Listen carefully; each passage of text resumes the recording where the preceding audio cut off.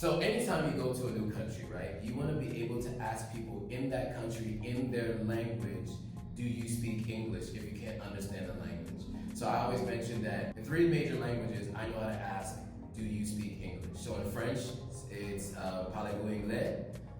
In Spanish, it's tu sabes inglés. And in German, I say sprechen Sie English, right? So when you come to Sierra Leone and you want to ask someone, do you speak English? How would you say that? Well, for this word, we use 2 phrases for that. Sometimes we say, you they talk English. Sometimes we say, you they speak English. There's a different way of how we write it. Okay. It's the same thing. Okay. You they talk English. So you they talk English? Or you they speak English. Or you they speak English. Speak is the English word, right? So yeah. So you they talk English, you they speak English. That's easy. So if you want to ask people here if they speak English, if you do not understand Creole, you can say you they talk English. Yeah. That's it. So now when you're in country and you want to ask people questions like, how do you say something? When I'm, like I'm in Mexico, Spain, whatever, I usually like to say, como se dice hand in Espanol, right? So they would say mano, right? So the same thing here in salon. So how do I say in Creole? How do you say chair in Creole? Chair, just like that, bench, chair, the same, but sometimes we Creole can mix with English as well. So we talk possibly not one day, yeah, in understanding and listening. Right. If you want to ask somebody what time is it, how would you say that? Like I said, we mix matters. Okay. When we say Creole. Okay. Sometimes they say almost o'clock. Okay. Sometimes they say waiting at the time. Okay. So we get 2 ways of asking questions in Creole. Like for ask time, almost o'clock means almost o'clock right now. Then sometimes they say waiting at the time. Okay. So almost o'clock or waiting at the time. So those are 2 options. I didn't write waiting at the time here, but after you've seen everything else, you'll know what waiting at the time says. So it's the same waiting. We've already said what in other places, so you got waiting. But almost o'clock. This kind of helps you because this sound, I mentioned it before with the vowels, so almost o'clock, right? So you just have to. This is all. Almost o'clock. Yeah. If you're out in the market and you want to buy something, you want to ask how much is it, how much is this, or how much are these? There are 2 different ways to describe it. So you were just explaining, right? So yeah. For instance, when we go to the market, like we want to buy pepper and other stuff, you go to the place where they sell the pepper, the yabas and pamine. Just because how much for this, you need to be specific on what you want. Just like you go say how much for the pepper, how much for the pamine. okay. Yes. If you go for buy clothes, you can still say how much for the clothes. Okay. Something like that. So just to say how much for this. You need for like a step up. Okay. Or point time say how much for this. Okay. Because some people know like when you just go touching stuff, sometimes maybe you don't want to buy it. Okay. Then you go touch it. So sometimes if you point and say how much for this, Okay. they see exactly what you want, so you can say the price. And I figured like almost from can almost mean like if somebody has already told you about something, right? Like I have this blouse for sale, then you can respond with almost I can ask from. you almost for. Okay. So that's where you use the difference, right? So almost for this is like when you're pointing at something, how much is for this thing? And then if somebody gives you something to say, I'm going to sell this to you, then you can say almost from. Yeah, just like if I say, well, I get this wife for sale. Yeah. Then you can ask almost for. Almost for. Yeah. Then I can say the wife is not 10,000. There you go. Now in the response to tell you how much something is, like it costs X. There's kind of 2 different scenarios we were just talking about, right? Yeah. So this one is if you're in the market talking to someone, and maybe if you send somebody somewhere, right?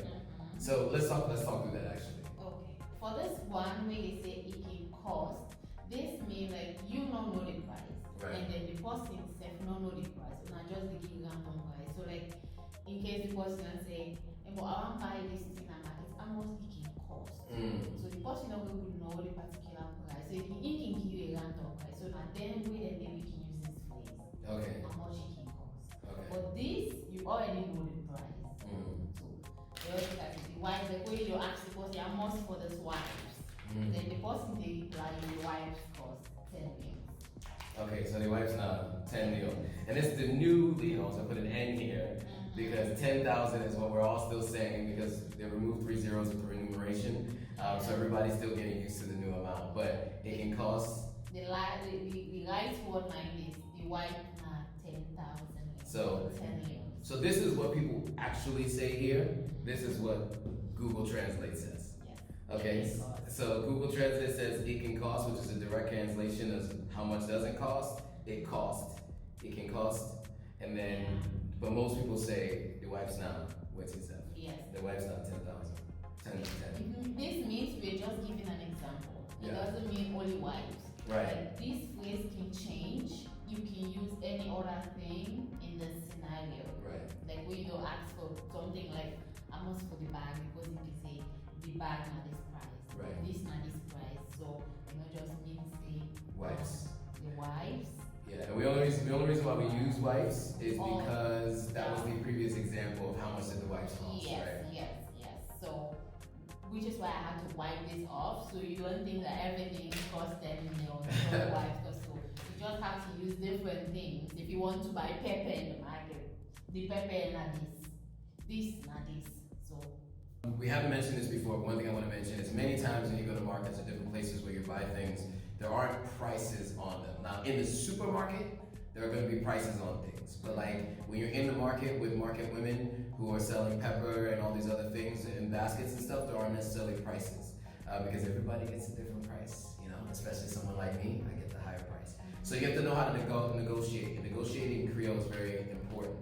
And a lot of times you basically just try to say, you give your guest your best and final, right? So if someone says it's 50,000, it's 50 Leons. Someone says it's 50 Leons and you think it should be 20 Leons, that is where these phrases come into play. So I'm going to pay this is basically what your response is. And how would you say that in Creole? Well, I pay this amount.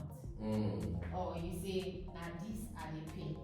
Last, now this I pay. I'm not getting the other one past this. Now this I pay. Like, you just need for bargain. So you just don't say, no, this is 50,000, and then you say, okay, I'll give 40,000. No, you just get for bargain, for you get some at the lowest price. So I think they use them to face there. So I pay this. I pay this amount, yes. Or now this I get last. So I don't get any other money again. This no more I get. So like that can import it was for say, okay, take I don't want. So now this I didn't pay, or I didn't pay this, or now this no more I get. Yes. Which is this is all I have. Now this no more I get mean this is all I have, right? So you just want to make sure that that's how you approach your bargaining. It's always best and final, and then you'll find somewhere in the middle, but you try to get that price. If you know how much things cost after going around with people, it's better to have a local Sierra Leonean to be speaking Creole on your behalf. And usually, there are certain people that are better at bargaining than others. So know who those are and have them do it on your behalf. This is a critical question to be asking. How old are you? It's just good to know. And sometimes that means like when you're meeting with family and you have a nephew or a niece that's growing up or whatever, or if you're out there and you're meeting people, sometimes you want to know how old are you. So different ways to say it. So how would you say how old are you? What? You don't just go out there asking people how old are you when you're meeting them for the first time. Sure. Right? You can't just meet someone and ask how old are you. No, you can't. You need to establish that bond before you start asking this personal question. Fair. In Sierra Leone, not everybody likes to disclose their age. That's a big thing. They don't like to talk about their age because due to the situation, so people prefer to be silent about it. So if you're close with someone like a family member, then you can ask them, how much are you old? Means that you want to know the age of that person. Maybe you are older than that person, or that person is older than you, so you can know how to talk to them. Sure. And then we use another phrase again when they say, waiting at age. This na the typical Creole way they say, waiting at age. So like, how much are you old? This everybody know this one. Right. How much are you old? Like, when you ask, waiting at age, this means you know how to talk to Creole very well. Okay. You use this.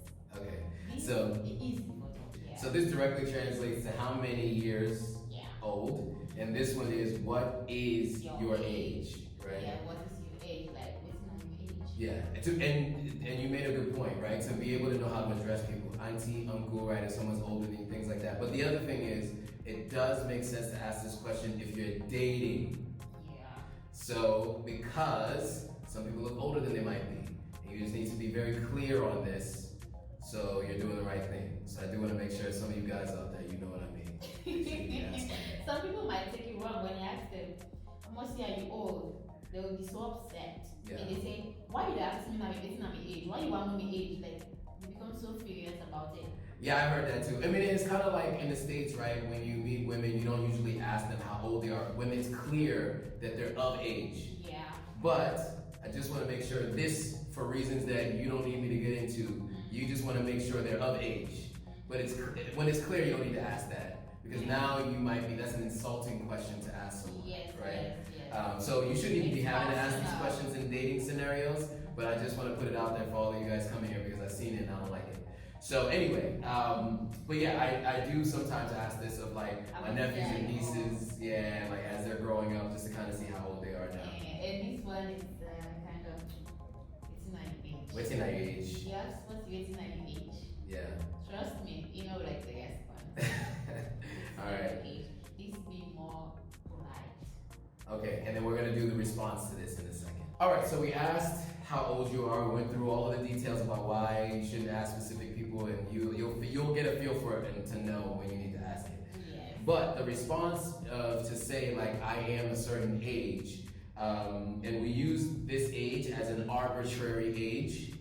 This has nothing to do with the people in the room here, okay? Just to be very clear, it's just an arbitrary age that we use just to put a number in there. So how would you answer how old are you based on what number we put here? Yeah. I'll say old 30 years. Then we get the other one, say, me not 30 years. So I old 30 years. And me, I will say I old 38 years. Or me not 38 years old. Or me not 38 years. Yeah. So that's how I would say it. So I old 38 years or me not 38 years. Okay. I'll say it again. Don't go around asking people their ages. Alright guys, thanks for watching that clip from the Authentic African YouTube channel. If you want to see the full video, click up here. If you want to subscribe, don't forget to subscribe by clicking this link right here. And if you want to see anything more from the channel, then you want to click down here. Alright guys, thanks for watching. See you all in the next video.